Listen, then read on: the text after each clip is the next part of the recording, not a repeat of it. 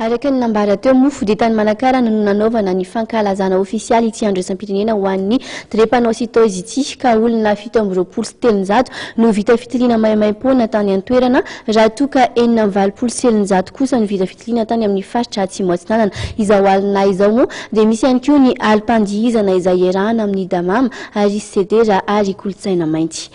Ao anatin'ny ankatoko ny fety tanteraka kosa isika amin'izao fotoana izao mandritra ny fetim-pirenena moa dia hanatsara hatrany ny fomba fiasany ireo Zandary sy mpitandro filaminana mba hisian'ny lamina sy ny fandriam-pahalaemana mandritra izay fetim-pirenena izay. Tatitra rotsy rakotiny iray eo amin'ny sariny mamy Rasoanaivo.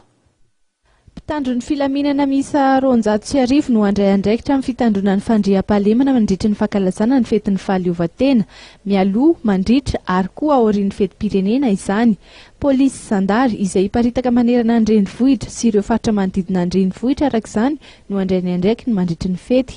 No mafisiny lehibe ny komandany Zandary Mari-pirenena faritra Analamanga fa tsy maintsy isy ireo mpitandro ny filaminana amin'ireo karazana hetsika sy famoriam-bahoaka na kultoraly izany na ara-pivavahana mba hialana amin'ny fioaram-pefy.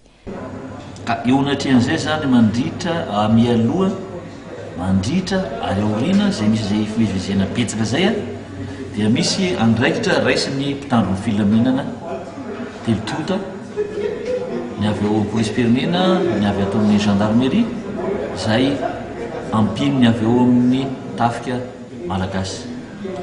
Io zany dia mizara roa, misy any amin'ny filaminana zany hoe ordre public moa fizahantsika azy amin'ny teny frantsay.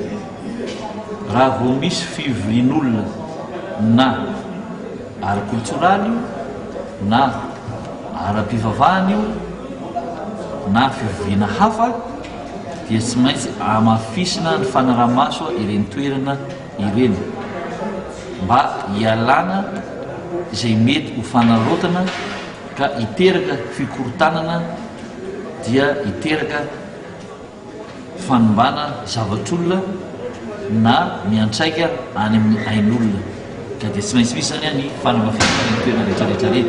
Raha tsy teny fotsiny hoe ohatra hoe ny any amin'ny Atsonjombe zao dia fatra fa tsy maintsy azo olona maro dia tsy maintsy misy ny fepetra ho raisina zany ho amafisina ihany koa mandritra ny fiatrehana ny fetim-pirenena ny fandrindrana ny fifamoivoizana mba hialana amin'ny fitohanana.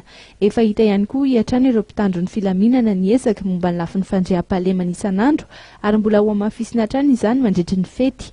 Anisan'ny entan'ireo mpitandro ny filaminana ihany koa ny fivezivezen'ireo vahiny eto an-toerana indrindra mba tsy handray anjara amin'ny famoriam-bahoaka etsy sy eroa izy ireny hialana amin'izay mety ho loza hitranga.